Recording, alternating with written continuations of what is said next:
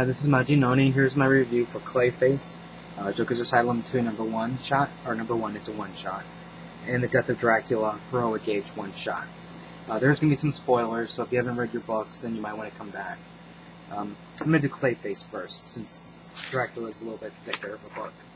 I really like this story because of Kelly Jones. I think Kelly Jones is a perfect artist for this type of character, and it makes the Joker look really awesomely evil.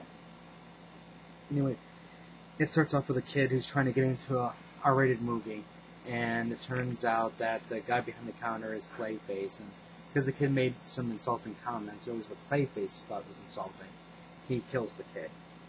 Now, one thing that was kind of interesting is they go into Clayface's backstory a little bit, and you get a little bit more of an idea of who he was prior to he became, the Clayface persona.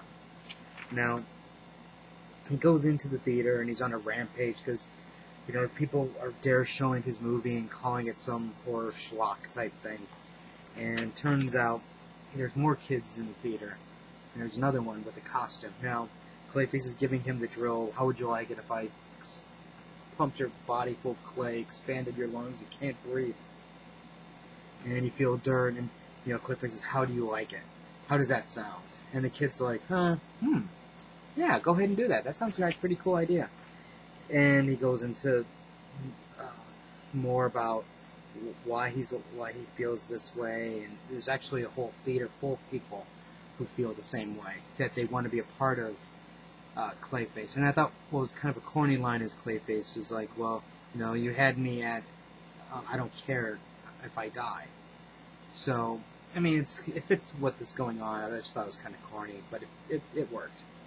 So anyways, fast forward a little bit, 3 weeks later, Commissioner Gordon's looking in to why there's missing kids.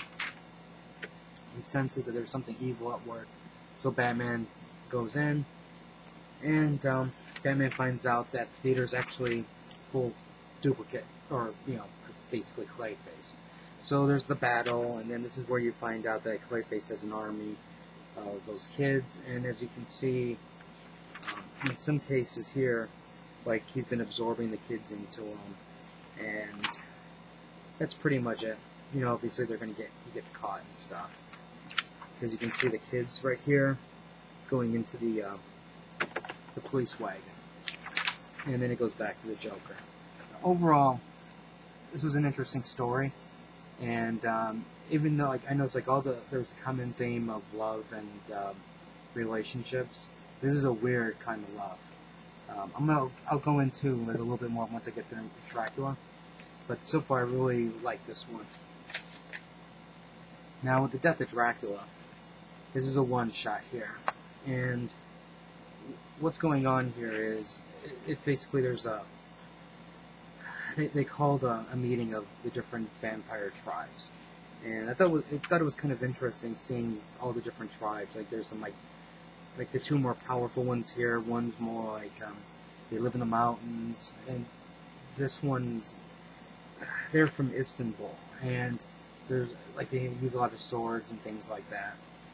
And there's the Siren tribe over here, and basically everybody, like the peons that wait outside while the heads of state, I guess you can call them, go inside. And there's like the Atlanteans, the Nosferatu, and eventually they're hinting that they need something more because like the human population's expanding, and they're breeding like rabbits, and they're encroaching on their lands, and they can't keep running. And then like the Atlantean vampires are like, the humans are drilling, they're exploring, and there's no place for us to go. Something needs to be done. And here's like the head of, this is Dracula, the leader of the vampires. Well, his son basically kills him. And before the Dracula can pull the stake out, the other tribes who are aligned with this son basically make their move. The Nosferatu, the Atlanteans, and whatnot, and then they basically just butcher him, chop off his head. So the rest of the book here is basically it's giving you who the major players are within the vampire tribes. It's showing you alliances and what they're forming, and the brother here's actually these two here are brothers. This guy right here, and this one's the younger one is basically saying, look, I've developed a new technology here. We don't have to be in the darkness any longer. You wear this, and you can go out into the sun. Now, he's kind of skeptical at the whole thing, but he doesn't quite know how to play it yet. So, the younger one mentions, well, we have to get these guys out of play. So he sends the Nosferatu tribe to kill them all in the morning time while they're still in their coffins. And sure enough, these guys are pretty strong, pretty powerful, so they're able to push them back. But they run into the problem with the sun, and once the doors open, they start getting killed. The Siren tribe is trying to get him to join them, but he doesn't know what their true motive is. But she sends in 3 women, and their job is basically to assassinate him. And sure enough, they attempt to, but he's too strong for them, and he prevents that from happening. Now, we go back to the older brother, and he goes to his old teacher in Istanbul, and it looks like basically he's getting them on their side. And this is where they make a play for final leadership of the vampires. You can see the younger brother in his group, and then the older with his group, and it looks like the older brother has the edge, but turns out that he was actually backstabbed by the other tribe. And the Siren tribe backstabs the younger brother by slipping him one of those amulets. Because when the sun comes up, some of the vampires die, but he doesn't burn, and in that confusion, he escapes. And that's basically how it ends, where you now have a new Lord of Vampires. Now, this is one of those types of stories where it's like, if you just want to read something about the vampires in the Marvel Universe, this is great. If you're looking for maybe something deeper, maybe something that's going to spin off from it, I can't say for sure if there is, other than there's that thing playing out in the X-Men. So I'm hoping, beyond all hope, that this is the key to all that nonsense.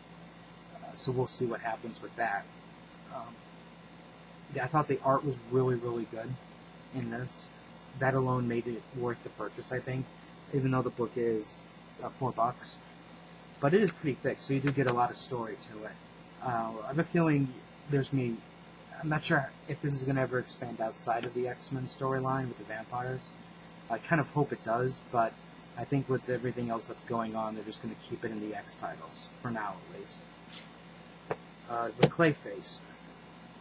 I'm not going to say this was the best of the Joker Asylum stories, but I do think it was still a pretty strong story overall. Unfortunately, with these Joker Asylum books, if you don't care about the character, you're obviously not going to want this, that particular title. But I think the one thing that I think suffered the most out of this is, unlike Killer Croc, for an example, or the Mad Hatter, where you learned a little bit more about the personality. This one is, it's just Clayface. You get a little couple pages about who he was prior to that, which was cool, but you don't see anything beyond that. Like the Killer Croc one, you actually saw him as a human. For that one panel, he wasn't Killer Croc. He was just a normal guy who got duped, and he got tricked into killing people, and he realized that he was wrong, type thing. So I thought that was a much more powerful story. This one was a weird love, not love, but a weird twisted relationship type thing, where you had impressionable teenagers who wanted to become Clayface in a way, I guess you can say, become one with. So, while I'm happy with my purchases, I can't 100% recommend this to everybody, especially if you're not into the X titles. You may not want this part. But other than that, I thought they were pretty decent titles. They didn't fall flat. If you have any questions or comments, feel free to leave it on the side. And which was your favorite Joker Asylum book so far? So like I said, mine was Killer Croc. And subscribe to the channel, and until next time.